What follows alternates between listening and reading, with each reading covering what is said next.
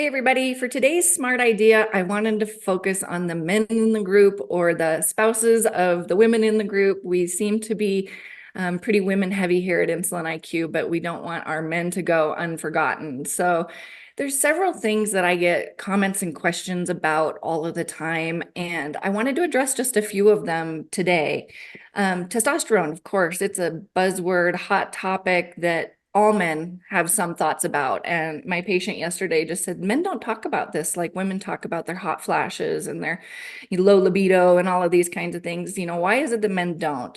And I don't know, there's a variety of reasons, but really it should be something that should be discussed. Number one, because Ben says it all the time, and I believe he talked about it in a recent metabolic classroom, but erectile dysfunction is one of the first signs of insulin resistance in men. And so we know that men's health and insulin resistance go very strongly hand in hand.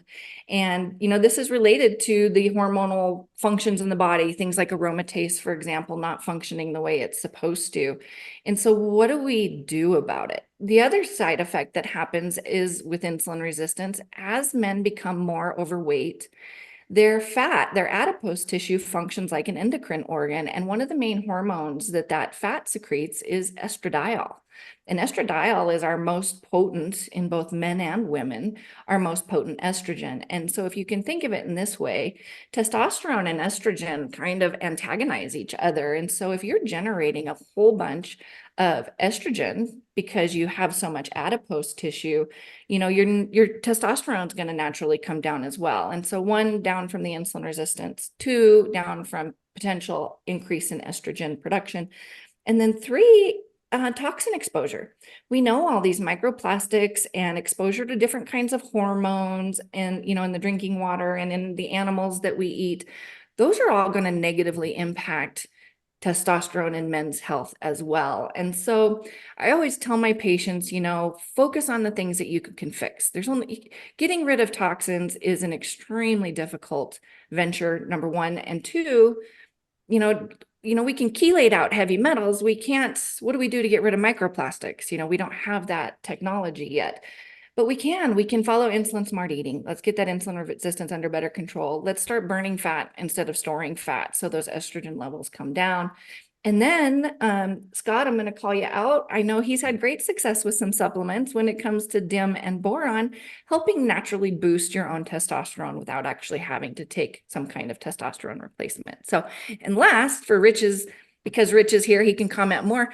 Add on muscle mass. The more muscle mass you have, the more testosterone you're going to produce. So do some resistance training to help boost those testosterone levels. So thoughts, comments, guys? Yeah, Lindsay, I'm a little offended that you said that testosterone antagonizes estrogen. What does that mean? Does that mean like men are from Mars, women are from Venus? Are they opposite? That might have something to do with men versus women. I know. So have you seen that, Rich, with men in your gym and men that you've been working out with, that are coming locally? I mean, it's hard for me where all my clients are Zoom, they tell me they're lifting weights and they tell me that they're doing these things. But, when everybody's level of effort when it's described is very different. Something that's very hard for one person may not, you know what I mean? Do you see it when you can actually witness what kind of exercise they're doing? Yeah. When Carly was here, one of the big things that we noticed when people go on the Insulin IQ program is that they sustain and manage their muscle mass really well, right? And I'm sure that's with improvement in growth hormones. As insulin starts to climb and they get more metabolically healthy, but they don't lose muscle mass. A real good, a question I have though for you, Lindsay, is that I have clients in the past that have lost a lot of weight, have improved their metabolic health, and have done supplements and other things, but they still can't seem to get their testosterone to where they want it to be, right? It's still like in the 200s or something. And then their doctor says, hey, go ahead and go on testosterone. Is that a problem doing that? Or should they avoid that like the plague? Or what is your opinion on that? And I know lots of people have opinions on this. Oh yeah. So during the meetup today, I'll pull up this slide, but there is a slide that they did a study on.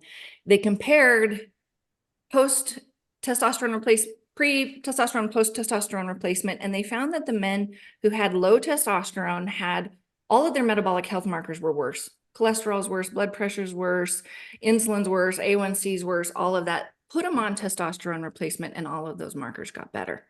And so a lot of times, and the other reason I think it's reasonable to consider, we call it TRT, testosterone replacement therapy, is for motivation and drive. When your testosterone's in the toilet, you have no get up and go. You have no desire to go to the gym or to follow a diet or to do anything that's going to, be a change.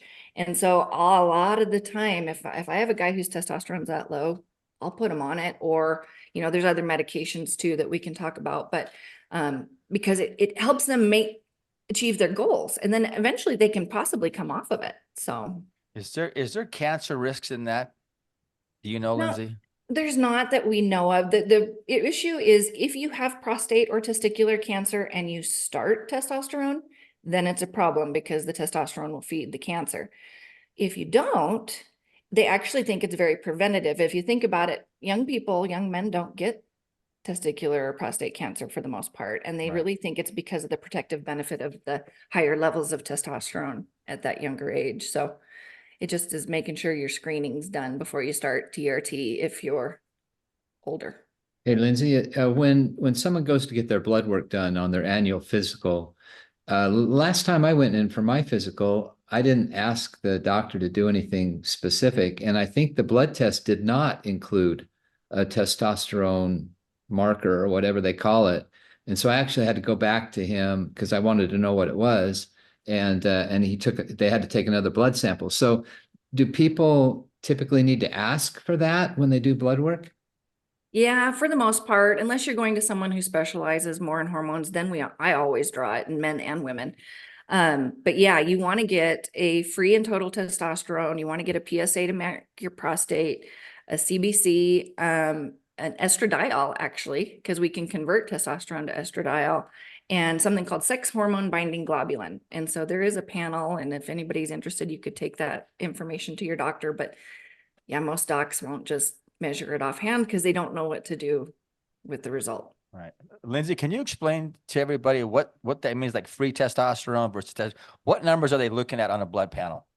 Yeah. In terms of testosterone. Yeah, free and total testosterone. So total testosterone is total in the blood that you've got. Free is the stuff that's not bound up. Testosterone is bound up by albumin, globulin, and sex hormone binding globulin. And so ideally, this sounds really small numbered, but ideally a free testosterone percent is 2%. So if you can be 2% or higher, you're doing pretty good. If you're lower than that, that's where the boron that I mentioned with Scott comes in, because that lowers that binding globulin to bring those up. Interesting. All right. Carly, you didn't have anything to say today. Nope, nothing useful to add. That was a great smart idea.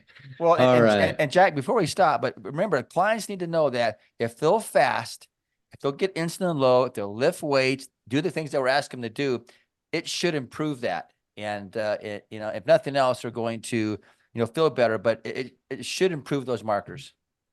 Yeah, we have seen lots of clients whose testosterone improves just by improving diet and lifestyle. That's for sure. Yep.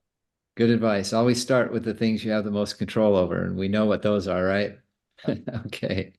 All right. Thanks, Lindsay. We'll see what input and feedback we have from our community members today. Thank you.